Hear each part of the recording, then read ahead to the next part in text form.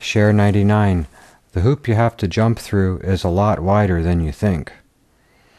I was driving from Washington to Newport in the 90s. When I left Washington, I made a plan to attend an 8 o'clock meeting in Greenwich, Connecticut that night. It was a 5 or 6 hour drive, but miraculously I got to the meeting place just after 8. I had never been to this meeting before, but I was so happy that my arrival time was good, considering it had been a long drive where I could have been delayed, and that I found the address. This was not one of my usual meetings in Greenwich, and it was in an unfamiliar location, too. But I had read the contact details on the meeting schedule in the dark, and I noticed the time was right, so I thought I would check it out. I rushed into the meeting, thinking the only meeting you are ever late for is your first one.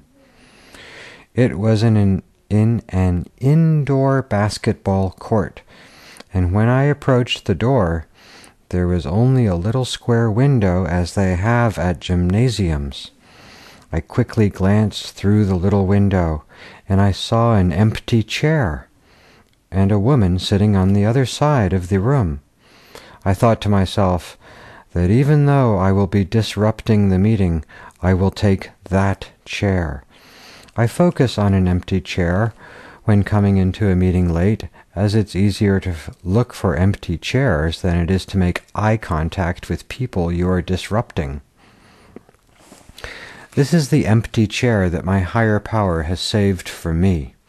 So, in a rush of adrenaline and with great determination, I entered the room, and I sat myself down in the chair. I looked across the room at the woman I had seen through the little window, and there she was. There were women sitting on either side of her, and then more women sitting on either sides of them, and I realized to my consternation that I had sat myself down inside this giant circle of about 100 women. I later realized on the meeting schedule that it was a women's meeting.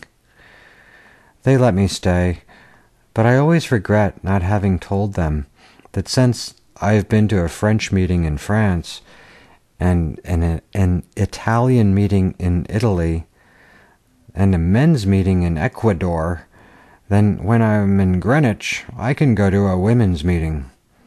They would have appreciated a little humor out of me, but instead I sat there in self-conscious silence. Self-conscious silence.